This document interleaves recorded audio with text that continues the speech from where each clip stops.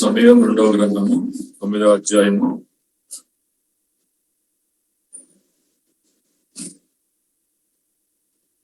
8వ వచనం. అతడు నమస్కరించి దర్శన కుక్కవంతు వాడనైన నా ఎడల నేను దయచూపుటకు ఈ దాసులకు నేను ఎంతటి వాడని అని చిన్న ప్రార్థన చేసుకున్నాం. మహాగణుడు అవమానాలు సర్వోన్నతుడు మరొకసారి చదివినటువంటి లేఖనం ద్వారా మాట్లాడుతూ అన్ని విషయాల్లో మిమ్మల్ని హెచ్చిస్తూ పూజిస్తూ కనపరుస్తూ చేస్తున్నాం తండ్రి.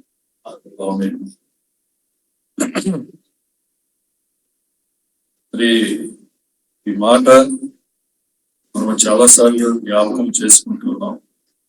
అతడు నమస్కరించి చచ్చిన కుక్క వంటి వాడనైనా మా ఎడల నీవు దయచూపుటకు నీ దాసుడు నాకు నేను ఎంతటి వాడును. ఎవరి మాట మాట్లాడుతున్నారు మనందరికి తెలుసు కదా, మఫీబోషెత్ కదండి. ఎప్పుడు మాట్లాడుతున్నాడు అంటే రాజు దగ్గరికి వచ్చినప్పుడు రాజుతో మాట్లాడుతున్న మాట. ఈరోజు మనందరం కూడా ఈ మాటను మనం మాట్లాడాలి. ఒకప్పుడు చచ్చిన కుక్క లాంటి వాళ్ళమే మన జీవితాలన్నీ కూడా కదండి. ఈరోజు ప్రభు దగ్గరికి వచ్చామంటే, ప్రభు సన్నిధికి వచ్చాము అంటే ఈ యొక్క దీనత్వం కలిగి ఉండాలి, ఈ యొక్క వినయము కలిగి ఉండాలి, ఈ యొక్క తగ్గింపు కలిగి ఉండాలనేది ఈ మఫీబోషెత్ ద్వారా దేవుడు మనకి బయలుపరుస్తూ ఉన్నాడు. ఈ వచనము భాగం మనం బాగా గమనిస్తే చచ్చిన కుక్కతో పోల్చుకుంటూ ఉన్నాడు. దావీదు మహారాజు రాజైన తర్వాత కొన్ని రోజులకు సౌలు కుటుంబంలో ఎవరన్నా ఉన్నారా? మీరు 9వ అధ్యాయం మొత్తం చదవడిన తర్వాత ఎవరన్నా ఉన్నారా అంటే షేబా అనే దాసుడు ద్వారా మఫీబోషెత్ ఉన్నాడు అని రాజుకి తెలియపరుస్తాడు.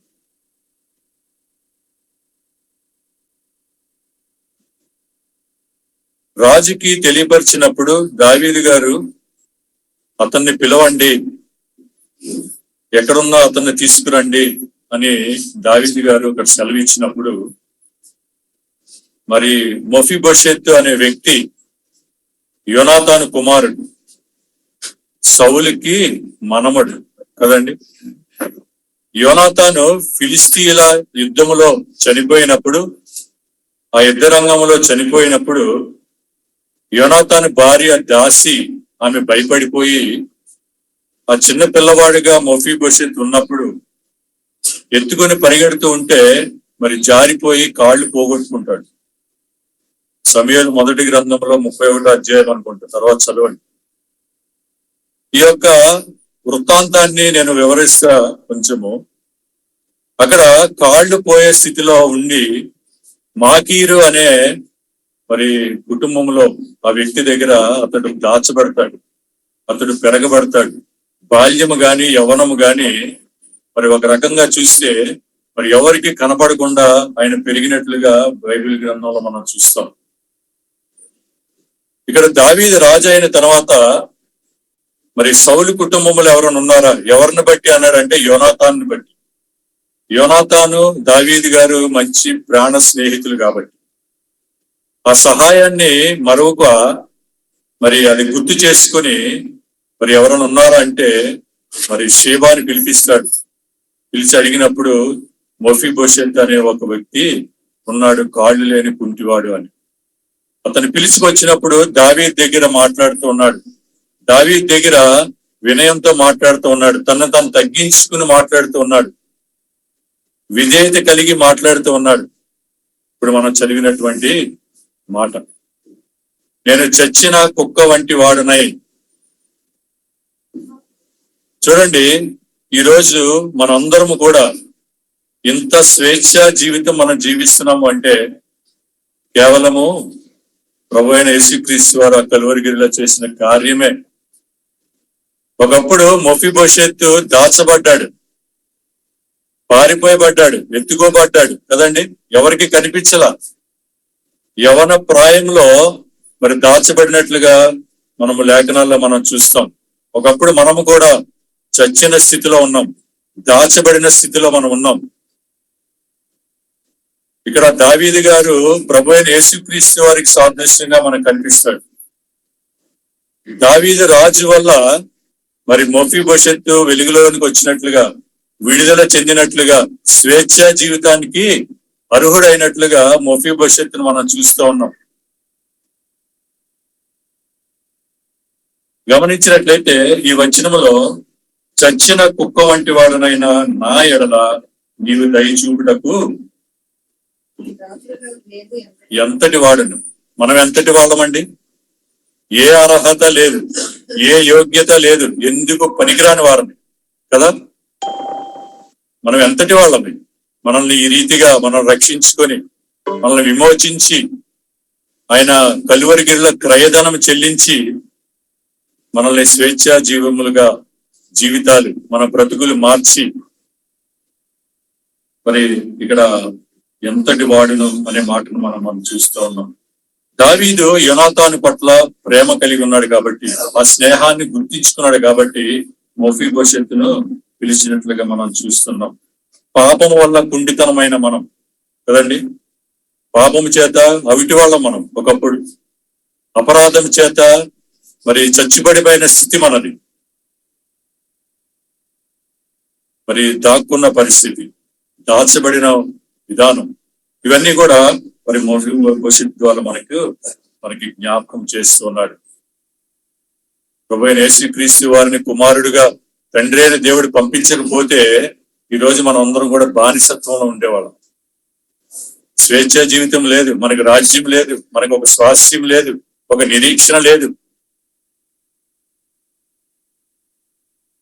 ఇక్కడ దావీదు యొక్క వ్యక్తిని మనం చూస్తే ప్రభువైన యేసుక్రీస్తు వారిని సాదృశ్యముగా మనం చూసుకున్నట్లయితే మొఫీబోషెత్తు జీవితంలో ఒక విశ్వాసికి సాదృశ్యముగా మనం గమనించినట్లయితే ఈ రోజు ఈ వచ్చిన మనకు బాగా అర్థమవుతుంది. ఇక్కడ ఏ అర్హత లేనప్పటికీ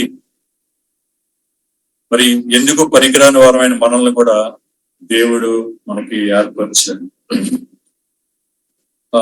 ఇంకొక మాట కూడా మీకు జ్ఞాపకం చేస్తాను.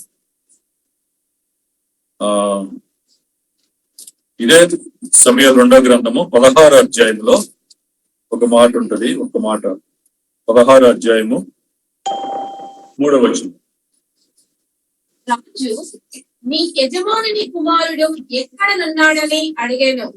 అందుకు సీబా చిత్తగించుము, ఈ వేళ ఇశ్రాయేలీయులు తన తండ్రి రాజ్యమును తనకు తిరిగి ఇప్పిందరనుకొని అతడు యెరూషలేములో నిలిచి ఉన్నాడని.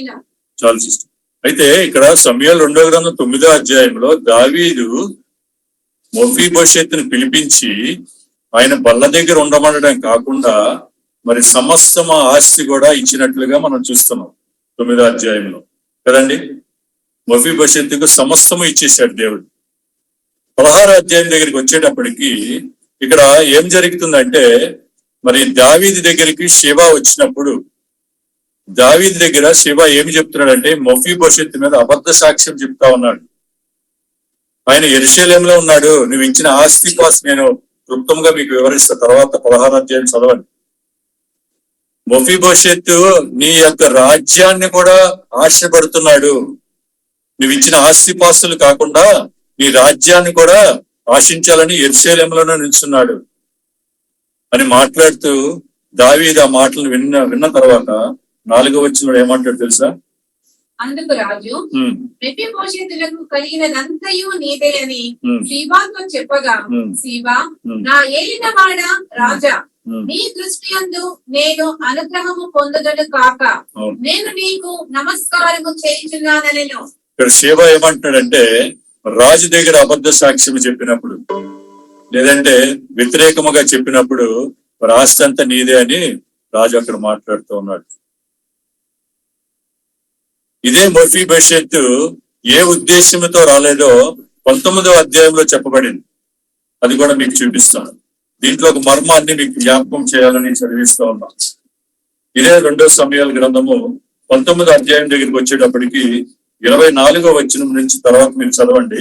24వ వచనంలో చదవండి సిస్టర్, ఒక్క వచనం చదవండి.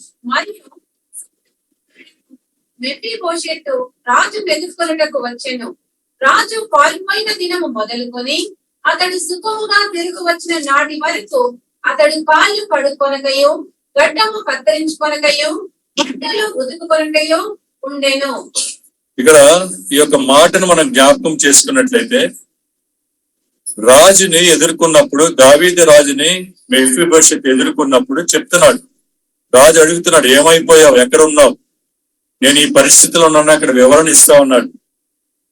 రాజు వెళ్ళినప్పటి నుంచి తిరిగి వచ్చేంత వరకు కూడా ఎలా ఉన్నాడట?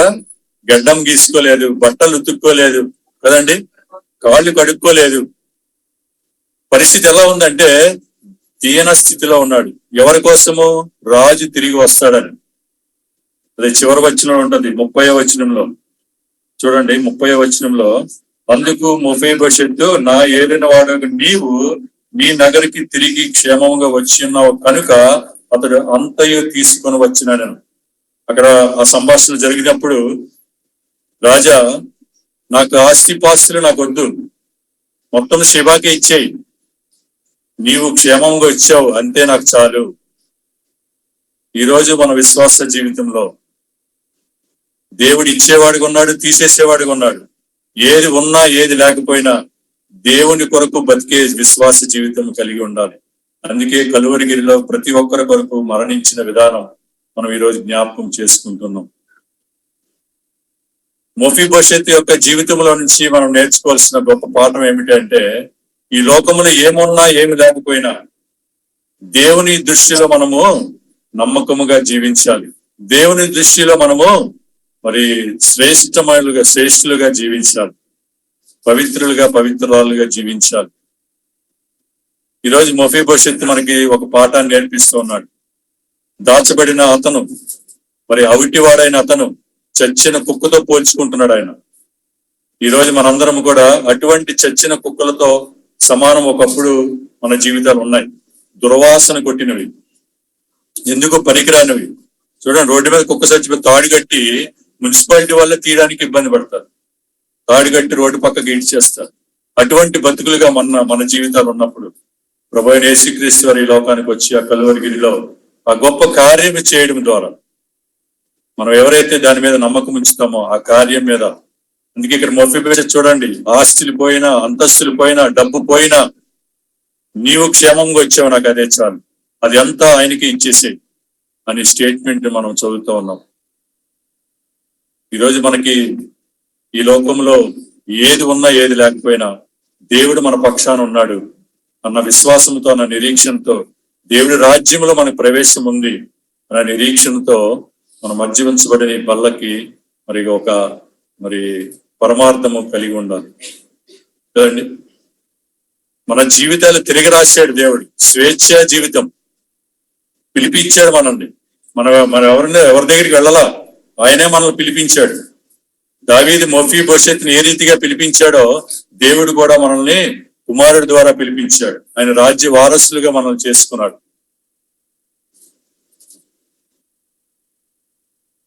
చూడండి, కుక్కని మనం ఇంగ్లీష్ లో ఏమంటారు? డాగ్ స్పెల్లింగ్ డిఓజి డాగ్, తిరగేయండి జిఓడి గాడ్. అంటే మన జీవితాన్ని దేవుడు తిరగ రాశాడు. ఇది మనం బాగా జ్ఞాపకం చేసుకోవాలి. ఈ మెఫీబోషెతు జీవితం ఏ రీతిగా తిరగబడిందో, ఈ మెఫీబోషెతు జీవితం ఏ రీతిగా మరి ఫలవంతంగా స్వేచ్ఛ జీవితంలోకి వచ్చాడో, ఈరోజు మన జీవితాలు కూడా ప్రభువైన యేసుక్రీస్తు వారి ద్వారా మన యొక్క జీవితాలు, విశ్వాస జీవితం, ఆత్మీయ జీవితము, స్వేచ్ఛ జీవితంలోకి వచ్చాయి. కాబట్టి ఈ మెఫీబోషెతు యొక్క జీవితం చాలా చిన్నది. ఇక్కడ తప్ప బైబిల్ ఎక్కడ రాయబడాల. ఈ లోకంలో మన జీవితాలు కూడా చాలా చిన్నవి. చాలా మంది పెద్దలు చెప్తారు 1%, 0.1% మనం ఈ లోకంలో జీవించేది, మిగతాదంతా కూడా పరలోక రాజ్యంలో జీవించాలి.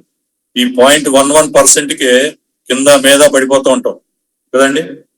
అది లేదు, ఇది లేదు, అది కావాలి, ఇది కావాలి. కాబట్టి ఈ రోజు మెఫీబోషెతు ద్వారా దేవుడు మనతో మాట్లాడుతూ ఉన్నాడు. దావీదు మహారాజు ఏదైతే మరి యేసుక్రీస్తు ప్రభువారికి సాదృశ్యంగా ఉన్నాడో, మెఫీబోషెతు విశ్వాసకి సాదృశ్యంగా కనబడుతున్నాడు. మనం ఈ రోజు ప్రభువైన యేసుక్రీస్తు వారిని జ్ఞాపకం చేసుకుంటూ, మరి ఆయన చేసిన ఆ శిలువ కార్యాన్ని జ్ఞాపకం చేసుకుంటూ, మన మధ్య ఉంచబడిన ఈ బల్లలో పాలు పొంగులు పొందాలి అంటే ఒక అర్హత కావాలి. ఒకప్పుడు అర్హత లేనివారం, కానీ ఈరోజు మనకు అర్హత కలిగింది. మరి ఎంతటి వాడము మనందరము కూడా అవన్నీ ఒకసారి మనం జ్ఞాపకం చేసుకుని మరి ఆనందంలో కలుగుతుంది. దేవుని వాక్యం దీవించి ఆశీర్వదించుకుంటాం.